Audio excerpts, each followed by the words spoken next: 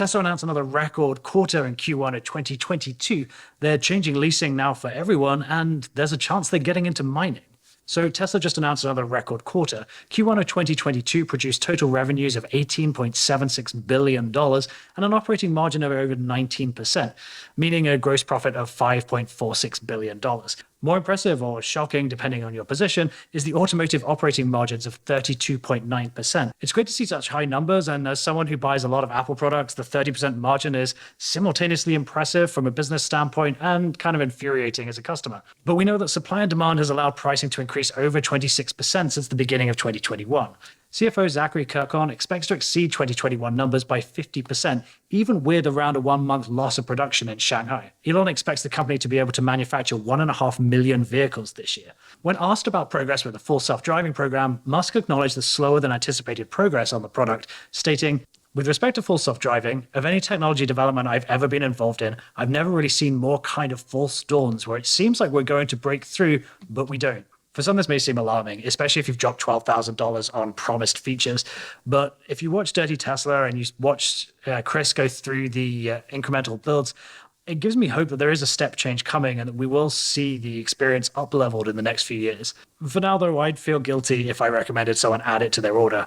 More on that in my road trip video coming soon. Tesla removes lease buyout options for all vehicles. Since the release of the Model 3 and Model Y, lease buyouts haven't been an option. But on April 15th, Tesla added the restriction to any newly leased Model S or Model X. Removing this option means that during or at the end of your lease, you're unable to buy out the vehicle and sell it on the open market. Simply, at the end of the lease term, currently restricted to 3 years, you hand the car back and pay any mileage overages and just walk away. So what has caused this shift in policy? In my eyes, there are a couple of ideas that hold merit. Resale values are currently at or above the retail price of new vehicles, mostly because you can reduce your lead time to nothing instead of 9 or 12 months in some cases. So Tesla can stop people buying into leases and selling them for a profit. It also allows Tesla to recover the vehicle after 36 months, refurb it, and have more control over the used car residual value. Second thought is that could these be retrofit to be robotaxis after the lease term? This seems like a bit of a stretch based on Elon's comments about full autonomy. It doesn't appear to be just around the corner, but perhaps estimations of where FSD will be in 3 years are further along than we might imagine. Could these vehicles be retrofit to work alongside a dedicated robo-taxi fleet that Elon mentioned during the Giga Austin Cyber Radio? I mean, I guess we'll find out when they're good and ready to tell us. Elon has mentioned before that there may be the option to simply remove the steering column from the cabin and allow that to be an upgrade to a robo-taxi or full self-driving personal vehicle. I can't see that getting through regulators. I also can't see that just panning out in a cost basis. But again, we'll have to wait and see what they announce. But with this change, one aspect I am confident of is that the swapper trade market for Tesla leases isn't going to be growing for much longer. Swapper trade allows you to purchase somebody else's lease or transfer the lease into your name, allowing you to drive the car for the remaining lease period and just pay the monthly payments. But I can't see anyone buying somebody else's lease knowing that there's now no option to sell the vehicle at the end of the term. More mining operations in the future. After identifying it as essentially a license to print money with 90% margins, Tesla may make a foray into lithium mining.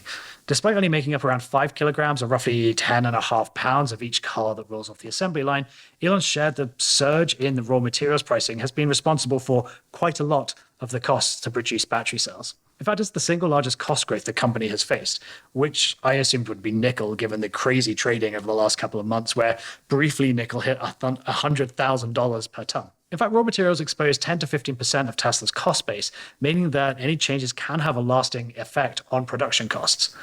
Recently, prices for lithium have risen 500% from $17,000 to $80,000 per ton.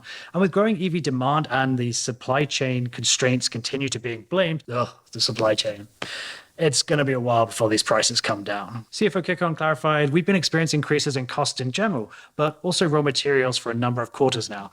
That pace picked up in Q1, so last quarter, and what we're seeing for Q2 is slightly higher than that as well. For now, Tesla is somewhat insulated from the soaring prices as a result of deals with Core Lithium and Liontown Resources in Australia. But with 81% of global lithium output coming from Australia and Chile, there will continue to be risks to the supply chain until more international extraction and refinement options exist. Currently, there's a surge of startups looking to mine lithium, but few have reached mass-scale production yet. CATL, Tesla's Chinese battery supplier, have just been granted rights to explore land with an estimated 2.66 million tons of lithium oxide, and that has a street value of around $45 billion. But I guess the question is, how long until we see tech from the Boring Company actively extracting lithium from the middle of nowhere, Nevada? News outside of Tesla, BMW has announced the all-new i7 xDrive 60, essentially a 7 Series with a 4.4-litre twin-turbo V8 left in the warehouse and two 268-horsepower electric motors bolted on. There are some great and not so great aspects to the i7. The Germans are using auto-opening and closing doors as found on the Model X,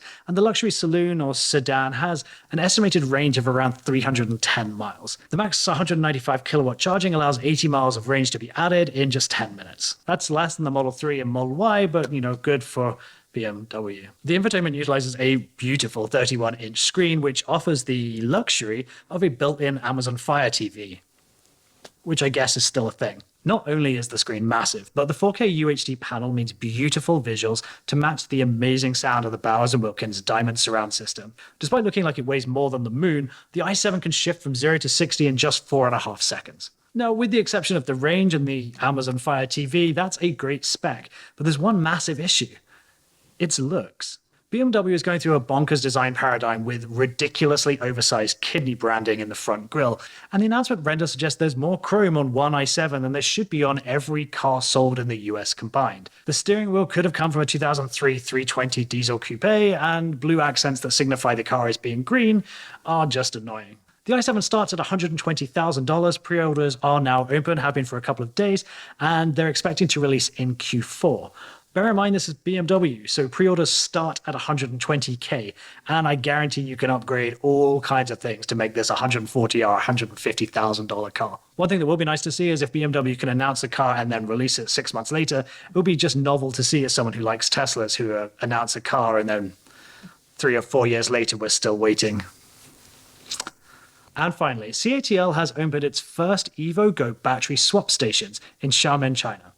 The company has opened 4 stations and plans to open another 30 by the end of the year. Each of these can hold 80 26.5 kilowatt-hour LFP battery packs capable of around 200 kilometers, which is roughly 125 miles range. Amazingly, the hot battery swap takes just 1 minute, and membership costs the equivalent of $77 a month. CATL are hoping that other manufacturers embrace the EvoGo standard, mostly because the LFP batteries are cheaper and easier to construct during a nickel-cobalt shortage. You may remember that Tesla demoed swapping battery packs back in 2013, but subsequently abandoned the project. I think it came down to the logistics of having old batteries and a battery that you actually owned, which you would then swap on road trips, but on the way back you had to pick up the battery that you owned, and it all got rather confusing. That's it for this Supercharged update. If you have enjoyed the content and you've got this far, please consider subscribing and dropping a like on the video, and I'll be happy to engage with you down in the comments. See you next time.